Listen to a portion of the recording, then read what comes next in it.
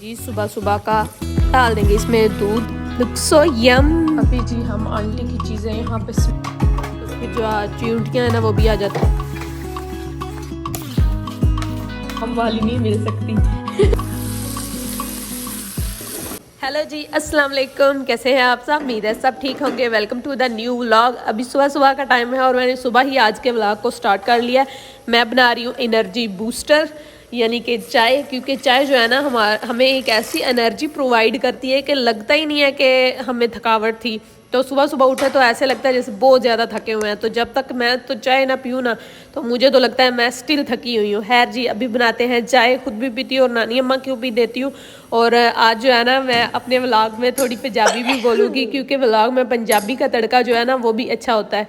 तो आज हमें आंटी के घर की सफाई भी करनी है। उनका किचन जो है वो भी बिल्कुल साफ़ करना है। सारा मैसी पड़ा है क्योंकि आंटी जो है कल चली गई थी अब्रॉड, तो इसलिए मैं बनाने लगी हाँ जी आमलेट, जिदे विच मैं प्याज, हरियां मिर्चां ते टमाटर वगैरह बारीक बारीक कट के डाल दिते, नाल लाल मिर्चां, नमक वगैरह पा के ते इस सब नूं कर दिता है जी मिक्स। ते हुण जिद्दां ही साडा ऑयल गर्म होंदा है ते असीं इहदे विच आमलेट नूं लट देंगे। अच्छा, वैसे आम रूटीन में जो है ना हम ऐसी पंजाबी नहीं बोलते। आम रूटीन में हम जो है ना वो मतलब हमारी और तरह ही बोली होती है। लेकिन जब व्लॉग शूट करना हो, व्लॉग में पंजाबी भी थोड़ी ना डिसेंट वे में निकलती है मुंह से, तो ऐसा ही होता है। तो ऑयल जो है वो मेरे से कुछ ज़्यादा ही डाल गया क्योंकि बोतल बड़ी थी, वो उल्टाई और ज़्यादा डाल गया। इसमें डाल दिया है जी मैंने ऑमलेट। इसको कर लेते हैं ऊपर से कवर ताकि अच्छी तरह से ना टमाटर और मिर्चें वगैरह कुक हो जाएँ। तो जी ये मेरा ऑमलेट देखे रेडी हो गया। कितना प्यारा लग रहा है, ऐसे लग रहा है जैसे पिज़्ज़ा बन गया। तो अब करते हैं जी फटाफट से नाश्ता। अभी जी हम आंटी की चीज़ें यहाँ पे समेटने आए हैं क्योंकि कल जैसे ही आंटी गए हैं ना तो हर चीज़ ऐसे ही, क्योंकि वो यूज़ कर रहे थे तो हर चीज़ ऐसे ही फैली गई है। ठीक है, तो अभी हम ये सारा किचन साफ़ करके तो सब कुछ समेट के फिर जाएंगे। ये सारी चीज़ें जो है ना ये कैबिन्स में रख के संभाल के तो फिर जाते हैं हम वापस। ये सारा जो है ना क्लीन करके, ये जो बर्तन धोने वाले हैं ये धो के तो शेल्फ वगैरह साफ़ करके फिर जाते हैं। ये देखिए, क्योंकि आंटी ने रिसेंटली जो है ना यहाँ पर कुछ कंस्ट्रक्शन करवाई है 3-4 माह यहाँ पर रह के। तो 1-1.5 वीक से ना वो ये घर यूज़ कर रहे थे, तो किचन वगैरह सब कुछ यूज़ हो रहा था, बर्तन वगैरह सारी चीज़ें। तो जो है ना वो जब कल गए हैं तो काम वाली भी उनके साथ ही निकल गई थी। फिर मैं कल करने वाली थी, फिर मैंने कहा कि अभी जो है सारे थके हुए हैं तो घर जाती हूँ, सुबह आके ना तो इनकी सफाइयाँ कर लेंगे। क्योंकि जो है वो फिर हम ऐसे ही लाक वगैरह लगा के घर को तो आ गए थे। तो अभी मैं आई हूँ और सफाई कर रही हूँ। और काम वाली जो है ना जिसको बोला हुआ था पहले काम करने के लिए, वो जो है वो आई नहीं आज।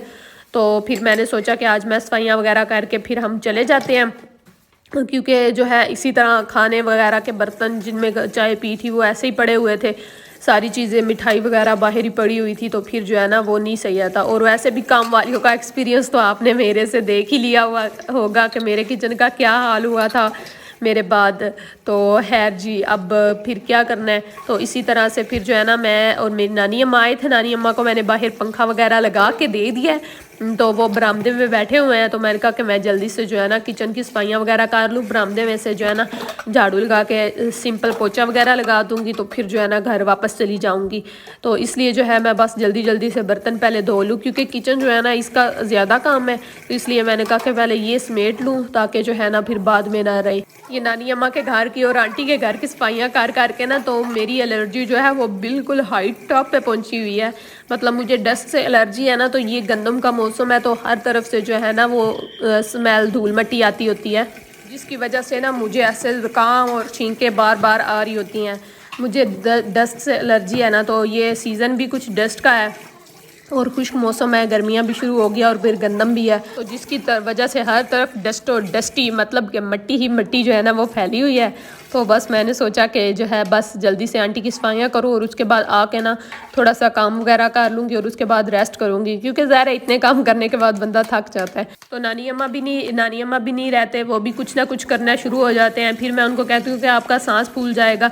वो तो यहाँ तक चल के आई हैं, हालांकि बिल्कुल साथ घर है, एक ही दीवार का फासला है, लेकिन फिर भी जो है ना वो थोड़ा सा भी चल के आए तो उनका सांस वगैरह जो है ना सांस वो फूल जाता है। तो मैं सांस बोल गई थी सांस फूल जाता है, तो इसको मैं कट नहीं करूँगी। खैर जी, तो वो फिर भी काम मेरे साथ ना करवाना शुरू हो जाते हैं। अभी यहाँ पर भी जो है ना मैं लगी हुई, लेकिन फिर भी वो कोई ना कोई काम कर रहे हैं। तो मैंने सोचा कि विंडोज़ वगैरह खोल देती हूँ ताकि बाहर की हवा जो है ना वो किचन में आए, तो किचन जो है वो जल्दी से ड्राई हो जाए, ताकि हमारे जाने तक फिर जाते हुए मैं विंडोज़ वगैरह बंद कर जाऊँगी। क्योंकि जब मशीन वगैरह लगती है ना गंदम वाली, तो बाहर से वो आते हैं, मिट्टी वगैरह आ जाती है, तो इसलिए तो बस अब जल्दी से किचन जो है ना वो साफ़ करती हूँ और उसके बाद चलती हूँ जी बरामदे में झाड़ू पोछा करके, तो उसके बाद चली जाऊँगी।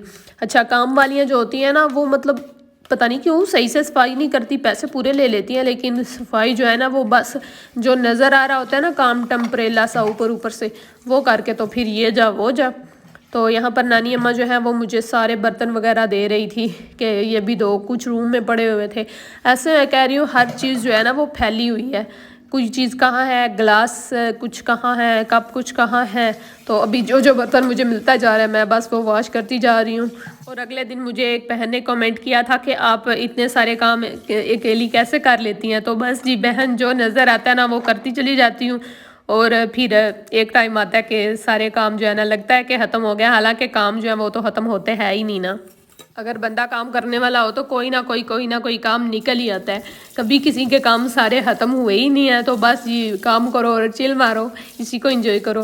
खैर जी, मैंने शेल्फ वगैरह सब कुछ साफ़ वगैरह कर दिया। अब जो है ना इसकी बारी आ गई है जी बेसन की। मैंने सोचा कि इसको भी साफ़ करके चली जाऊँ, क्योंकि सही बात है मत बज गई है। ये देखें जी काम वाली के काम, ये जो काम करती हैं ना पता नहीं कैसे काम करती हैं, सही नहीं। ये देखें इसके अंदर ना इतना गंद है, सही से सफाई करती ही नहीं है।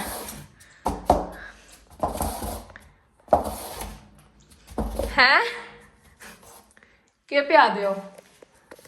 अच्छा, नानी अम्मा कह रहे हैं सबको तुम्हारे जैसी काम वाली नहीं मिल सकती नानी तुसी मनु काम वाली बना दिता है ਤੁਹਾਡੀ ਤੇ बड़ी रोह है, मैं ਤੁਹਾਡੇ काम कर देनी आ, तुसी मनु काम वाली समझ लिया, इतनी बिस्ती मेरी।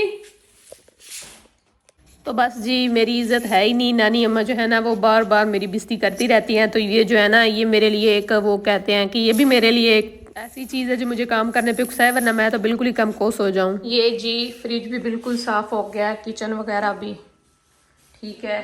ये सब चीज़ें जो है ना ये मैंने इधर रख दी हैं। ये बर्तन जो है ना ये ड्राई हो जाएंगे, तो दिन में किसी भी टाइम या कल आके ना तो मैं इनको कैबिनेट्स में रख दूँगी, इनमें से जिसमें स्पेस हुई, ठीक है।